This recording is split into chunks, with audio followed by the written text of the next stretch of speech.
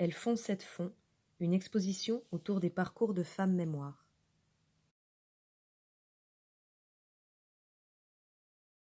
Ouais, je pense qu'il faut que tu te rapproches, toi, non? Ou c'est bon? Vérifie peut-être. Mais toi, tu peux nous dire oui. si t'as, ouais. Est-ce qu'on nous voit toutes les trois? Ça va? Romy, elle n'a pas la tête coupée? Ok. Tout va bien. On a eu besoin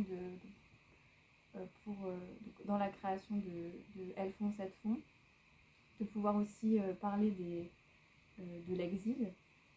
Et on avait donc besoin d'une femme mémoire en lien avec cette histoire.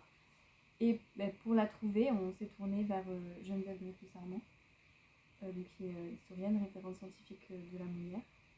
Et c'est elle qui nous a orientés vers le parcours de Teresa Tabarly. Et l'épisode est parti de là. Et ça tombait bien puisqu'on avait organisé en 2019 une rencontre entre Teresa Tabarly et des lycéens d'un lycée d'Agen, dans lequel elle avait témoigné un peu sur son parcours. Donc on est, à partir de ce témoignage-là, on a pu retravailler donc, sur le parcours, ce qu'on t'a transmis et que tu as pu dessiner. Et ce qui nous avait interpellé quand on a justement revu son témoignage, c'est que donc, elle explique qu'elle n'est pas sûre en fait que son témoignage soit vraiment intéressant. Et c'est ce qui nous a interpellé en fait. On s'est demandé mais pourquoi est-ce qu'elle dit ça. Et après tout l'épisode en a découlé de manière assez fluide. Oui, alors qu'elle a traversé du coup une partie de l'Espagne, de Barcelone jusqu'à Andorre. Elle a mis une semaine avec sa maman, ses frères et sœurs et d'autres mamans et d'autres enfants avec un passeur pour arriver jusqu'à Andorre et que ça a été un sacré moment dans cet exil et d'arriver aussi en pays étranger, à quel point c'était difficile. Donc oui, c'est un sacré parcours qu'elle a, cette Teresa Tabarly. Et ouais, elle a les larmes aux yeux quand elle le raconte. C'est hyper touchant. Et en tout cas, ils sont très intéressés par son parcours.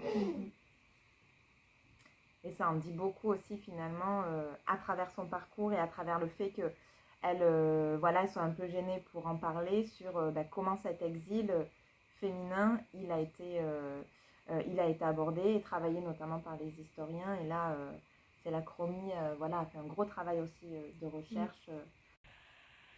Donc pour réaliser cet épisode, on s'est beaucoup appuyé sur deux ouvrages. Celui de Geneviève Dreyfus-Armand, qui a travaillé sur le camp de cette fond, et aussi sur la thèse de Maëlle Maugendre. Donc c'est une thèse quand même de 800 pages. Et moi, ce qui m'a beaucoup marqué, c'est toute cette partie qui traite de l'invisibilisation des femmes dans cet exil espagnol. Alors, il y a beaucoup de choses qui sont expliquées dans cette thèse. Après, moi, je me suis vraiment concentrée sur la partie qui concernait les refuges, puisque c'est vraiment le lien finalement avec cette fond. Et ces refuges, en fait, vont ouvrir parce que quand les femmes arrivent à la frontière, les femmes et les hommes, le traitement qui leur est réservé n'est pas du tout le même. Et c'est ce qu'a voulu représenter Alma sur son dessin ici. Donc là, je l'illustre la séparation des femmes et des enfants d'un côté et les hommes de l'autre, car on considère les hommes comme dangereux et on les rangeait dans la case des militaires. Et on va considérer les femmes comme des victimes innocentes, où elles sont infantilisées, alors qu'il y a beaucoup de femmes qui ont pris part au combat au front et qui sont politisées dans cette guerre-là. Effectivement, les hommes vont être envoyés dans des camps et les femmes, elles, vont être envoyées dans des centres d'hébergement qui sont aussi appelés refuges.